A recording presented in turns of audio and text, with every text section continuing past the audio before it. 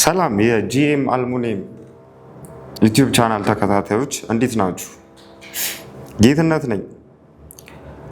ከዚህ በፊት 30 ሺህ ብር አውጥታችሁ የምሰለጥኑትን ስልጠና እኔ እዚህ ሆኜ በነፃ የምሰጣችሁ ይሆናል ማለት ነው። እስከዛው ቻናላችንን ሰብስክራይብ በማድረግ ቤተሰብ ይሁኑ። እሺ፣ በመጀመሪያ አልሙኒየም ለመስራት ምን ያስፈልገናል የሚሉ ነገሮችን ማወቅ ነው ያለብን።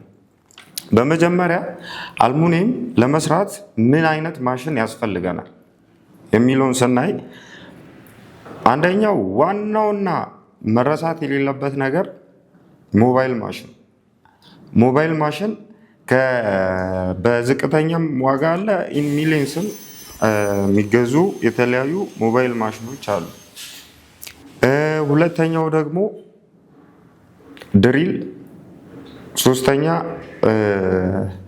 ሂልቲ፣ ግራይንደር፣ ሮተር የተለያዩ መስሪያ ብለን የምንጠራቸውን ማሽኖች መጀመሪያ ማወቅ ነው ያለብን ማለት ነው። ከዛ ሲቀጥል ደግሞ በቀጣዩ ደረጃ ማወቅ ያለባችሁ ነገር ምን አይነት ፕሮፋይሎች አሉ፣ አልሙኒየም ለመስራት ምን አይነት ፕሮፋይሎች አሉ የሚለውን ማወቅ ነው ያለብን። አንደኛው ኤልቲዜድ የሚባሉ የመስሪያ ፕሮፋይሎች አሉ። ሁለተኛ ስላይዲንግ ኢንተርናል እና ኤክስተርናል የሚባሉ አሉ።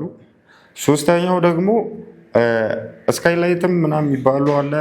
ከርተን ወል፣ ክላይዲንግ ስራ፣ የተለያዩ አይነት የአልሙኒየም ስራዎች አሉ።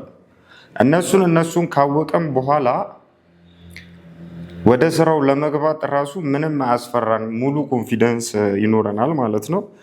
ሌላው ደግሞ ማወቅ ያለባቸው ነገሮች ቱልሶች አሉ። ምን አይነት ቱልሶች አሉ፣ አልሙኒየም ለመጀመር ምን አይነት ቱልስ መጠቀም አለብን የሚለውን ነው። በመጀመሪያ ከአላንኪ የሚባሉ አሉ፣ ማጠባበቂያ ምናምን፣ እነሱን ማወቅ ነው። ደግሞ የተለያዩ የፑንታዎች አሉ። ግራይንደር ዲስኮች በምን አይነት ቁጥር ያሉትን ነው መጠቀም ያለብን አልሙኒየም ለመስራት የሚለውን ነው ማወቅ ያለባችሁ። ይህንን ሁሉ ነገር ካወቃችሁት በኋላ ወደ ስራውን ለመግባት ምንም አያስፈራችሁም ማለት ነው። በቀጣይ ደግሞ ስንመጣ እያንዳንዱ ኤልቲዜድ የሚሰራው ለምንድን ነው? ስላይዲንግ የሚሰራው ለምንድን ነው? ክላይዲንግስ መሰራት ያለበት ምን ላይ ነው የሚለውን በፉል ቪዲዮ እናሳያችኋለን። እናንተ እኛ ቪዲዮ በምንለቅበት ሰዓት እየተከታተላችሁ ቪዲዮችን የምታዩ ከሆነ በአንድ ወር ውስጥ ሙሉ ፉል የአልሙኒየም ቴክኒሽያን ትሆናላችሁ ማለት ነው። እስከዛው ሰላም ያቆየን።